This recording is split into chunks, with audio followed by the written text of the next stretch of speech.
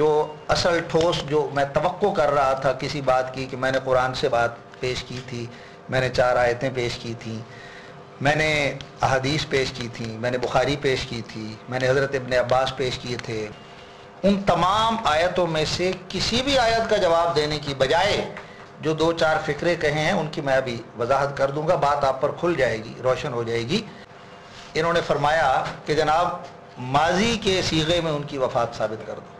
مجھے حیرت ہے کہ کس طرح انسان جلدی بھولتا ہے۔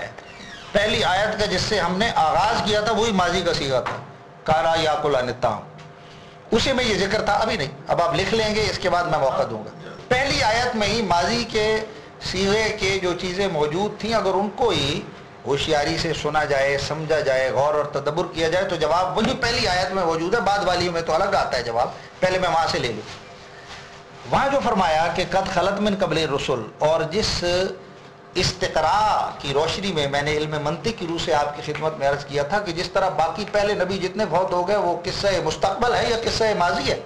اور خلا کا لفظ ماضی ہے، اتنا بھی اگر ہمیں معلوم نہ ہو کہ خلا کا لفظ آیا ہے، خلا ماضی ہے، یخلو مضارع ہے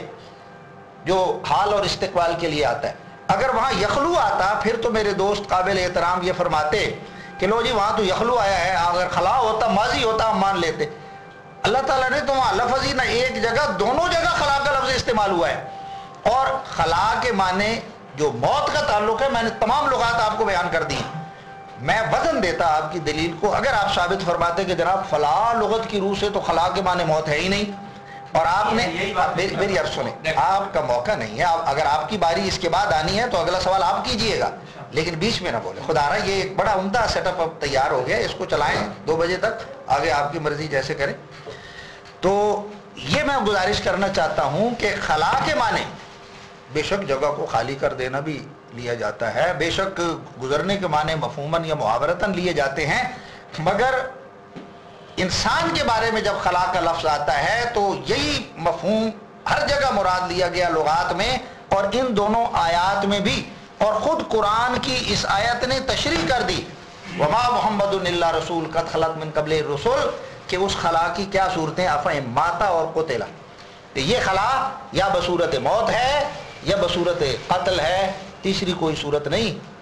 اب یہ ماضی کی صورت میں نمبر 1 پہلی بات تو خلا کی صورت موجود تھی، اور ماضی کے اندر ذکر ہو گیا جو استدلال میں نے کیا تھا کہ مسیح علیہ السلام کا بھی اسی طرح خلا ہو گیا جس طرح باقی نبیوں کا خلا ہو گیا، نمبر 1۔ نمبر 2، اسی حوالے سے میں نے،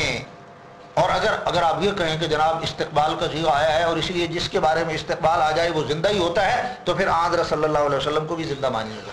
اور ہم تو تمام انبیاء کو زندہ مانتے ہیں مگر روحانی طور پر، ورنہ قرآن میں لکھا ہے انک میتون وانہم میتون،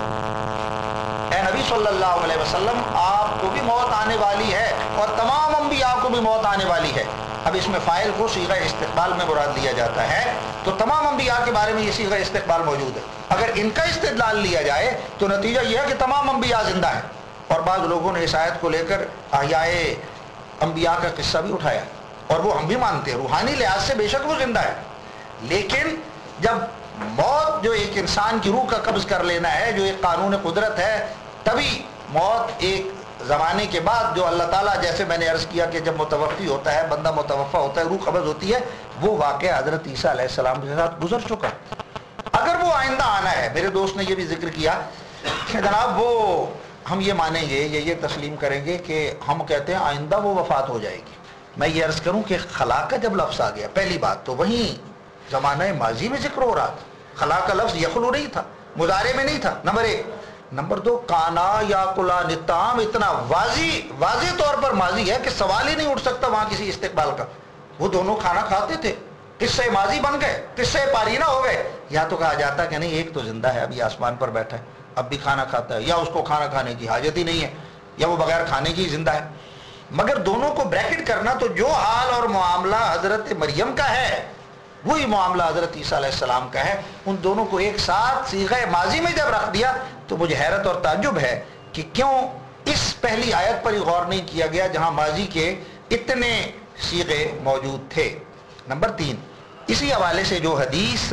میں نے بیان کی تھی اس میں تو واضح طور پر اصحاب رسول صلی اللہ علیہ وسلم نے وہ الفاظ استعمال کیے، چنانچہ حضرت جارود بن مولا نے جو بحث کی، انہوں نے فرمایا کہ یہ تمام نبی عاشا کما عاشو و ماتا کما ماتو، زندہ رہے اس طرح جس طرح زندہ رہے نبی صلی اللہ علیہ وسلم، اور وفات پا گئے اس طرح جس طرح وفات پائی حضرت صلی اللہ علیہ وسلم نے۔ تو اصحاب رسول بعین ہی قرآن کی اس تشریح و تعبیر کی روشنی میں وہی الفاظ استعمال کر رہے ہیں۔ پھر آگے چلیے، جب حضرت عمر رضی اللہ عنہ کا معاملہ بخاری شریف کی روشنی میں ذکر ہوا تو وہاں پر یہ ذکر آیا تھا کہ اس آیت کے بارے میں بھی بعض لوگ جن لوگوں کا یہ خیال تھا حضرت عمر کی رائے اور تائید کے لحاظ سے کہ جناب وہ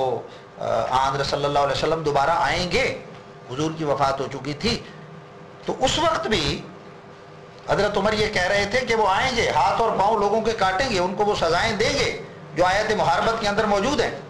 مگر حضرت ابوبکر رضی اللہ عنہ کا اس آیت کو پڑھ کر قد خلت من قبل الرسل کہہ کر یہ بتا دینا، جس کی تشریح آگے موت یا قتل کی صورت میں ہو رہی ہے کہ فوت ہو گئے، گزر گئے حضرت صلی اللہ علیہ وسلم بھی اور حضرت عیسیٰ علیہ السلام بھی، اور خلا بمانا ماتا لغت سے ثابت ہو چکا ہے۔ بس ان تمام ماضی کے صیغوں کے باوجود کہیں ماضی کا صیغہ نظر نہ آنا، شاید میری اس بات پر غور نہیں کی گئی کہ حضرت عیسیٰ علیہ السلام کو جو توفی کا وعدہ کیا گیا تھا کہ دشمن آپ پر غالب نہیں آئیں اور اللہ تعالیٰ آپ کا رفع کرے گا، مطلب یہ تھا کہ دشمن آپ کو صلیب پر مار کر یہ ثابت کرنا چاہتا ہے کہ آپ حق پر نہیں ہیں۔ اللہ تعالیٰ فرماتا ہے کہ یہ ذلت جو وہ کرنا چاہتے ہیں اللہ تعالیٰ ان کو ناکام اور نامراد رکھے گا اور ان کو یہ ذلیل نہیں کرنے دے گا، اور آپ کو تبھی موت عطا کرے گا اور تبھی موت سے آپ وفات پائیں گے، آپ تبھی عمر پائیں گے، اور یہ آپ کو قتل کرنے کے قابل اور لائق نہیں ہو سکے۔ آیت ہے وَإِذْ قَالَ اللَّهُ يَا عِيسَىٰ إِنِّي مُتَوَفِّيكَ وَرَافِعُكَ إِلَيَّ۔ علامہ احمد رضا خان صاحب نے متوفیکہ کا جو ترجمہ کیا ہے اسی سے واضح ہو جاتی ہے بات کہ معاملے کا تعلق یروشلم سے ہے یا سری نگر محلہ خان یار سے ہے۔ فرماتے ہیں اے عیسیٰ میں تجھے پوری عمر تک پہنچاؤں گا۔ وعدہ یہ تھا کہ قتل نہیں ہوگے، پوری عمر تک پہنچو گے۔ واقعہ صلیب سے یہ کام شروع ہو گیا کیونکہ قتل کی کوششیں وہاں شروع ہو گئیں، اللہ تعالیٰ نے ان کی قتل کے کوششوں کو رد کر کے تبھی عمر پر پہنچانے کا معاملہ وہیں سے شروع کر دیا کہ اس پہلے حملے کو آئندہ جو بھی زندگی تک حملے ہونے تھے ان تمام میں پہلا حملہ وہ صلیب کا حملہ تھا۔ لمبے سفر درپیش تھے، خطرات ہوتے ہیں، موت تک کے خطرے ہوتے ہیں، بعد میں زیادہ خطرے تھے پکڑے جانے کے اور قتل کیے جانے کے، مگر اللہ کا وعدہ تھا کچھ بھی ہو جائے۔ یہ تو ہمارے علم میں ہے نا واقعہ صلیب جو ان کی زندگی کے اوپر ایک بہت بڑا حملہ تھا جو یروشلم میں ہوا، آغاز یروشلم میں ہو گیا تھا، مگر اللہ تعالیٰ کا وعدہ یہ مطلب نہیں۔ ابھی آپ نے فرمایا تھا کچھ سوالوں میں تضاد بھی آپ کے آ جاتا ہے، ایک طرف فرماتے ہیں متوفیکہ میں استقبال ہے، آئندہ آنے کا ذکر ہے، اور دوسری طرف فرماتے ہیں اگر کہو کہ متوفیکہ یروشلم میں ہوا تو اس کا نتیجہ یہ نکلتا ہے کہ وہیں پر وفات ہو گئی۔ بھئی جب استقبال ہے تو وہیں پر وفات کیسے ہو گئی؟ اس کا تو وعدہ یہ ہے کہ پوری عمر تک پہنچاؤں گا، اور جب پوری عمر تک پہنچانا ہے تو جتنے 87 سال ہیں وہ سارے کے سارے اس واقعہ یروشلم سے لے کر جہاں جہاں تک بھی اللہ تعالیٰ ان کو عمر پہنچانے کا یہ وعدہ پورا کرتا رہے گا جب تک کہ وہ تبھی موت آ جائے، نمبر 1۔ اس لیے اس کا سلسلہ وہیں سے شروع ہو گیا تھا۔ نمبر 2 ورافعو کا الیہ جو ہے وہ بھی اس کے ساتھ لازم و ملزوم اور ملا ہوا ہے، ان معنی میں کہ اس سے پہلی مراد یہ ہے کہ اس وقت جب اللہ تعالیٰ آپ کی روح کا رفع کرے گا، کیونکہ توفی کے بعد جو رفع ہوتا ہے وہ روح کا ہوتا ہے، جسم کا نہیں ہوتا۔ اور اس سلسلے میں میں جو پہلے بھی گزارش کر چکا ہوں، اب میں دوبارہ یہ عرض کرنا چاہتا ہوں کہ آپ نے فرمایا کہ جو کہتے ہیں جی وہ رفع روحانی کا بھی ذکر نہیں ہے، اگر رفع جسمانی کا ذکر نہیں ہے تو آپ کہتے ہو کہ رفع روحانی کا بھی ذکر نہیں ہے۔ میں تو عرض کر رہا ہوں کہ قرائن قرآن کی آیات ساری بتا رہے کہ رفع جو ہوتا ہے وہ ہوتا ہی رفع روحانی ہے، رفع جسمانی کا ایک واقعہ۔ اللہ تعالیٰ میرے قاعدہ کلیہ میں عرض کر رہا ہوں، اللہ تعالیٰ فاعل ہو، بندے کا وہ رفع کر رہا ہو تو اس کے معنی سوائے رفع روحانی کے اور کوئی معنی ہی نہیں ہے۔ میں آپ کے سامنے تمام لغات اور قرآنی آیات بطور مثال کے رکھتا ہوں۔ نمبر 1 لسان العرب، لسان العرب میں رفع کے معنی میں یہ بات لکھی ہے فی اسماء اللہ تعالی الرافع، اللہ تعالیٰ کے اسماء میں سے ایک اسم یا صفت رافع ہے۔ والذی یرفع المؤمن بالاسعاد، وہ رفع کرتا ہے مومن کا سعادت مندی عطا کر کے، وَأَوْلِيَاءَهُ بِالتَّقْرِيبِ، اور اولیاء کا رفع تقرب اللہ تعالیٰ قرب عطا کر کے دیتا ہے، یہ رفع۔ اور یہ رفع کے خالصتاً روحانی معنی ہیں کہ اللہ تعالیٰ جس کی صفت رافع ہے اس میں جسم کے رفع کرنے کا تعلق نہیں ہے، بلکہ وہ روح کو رفع عطا کیا کرتا ہے، نمبر 1۔ نمبر 2، قرآن شریف میں یہ ذکر ہے کل یوم ہوا فی شان۔ امام بخاری سورہ رحمان کی اس آیت کو کتاب التفسیر میں لے کر آئے، اور وہاں پر انہوں نے جو اس کی تفسیر کی ہے صحابہ سے منقول، وہ یہ ہے کل یوم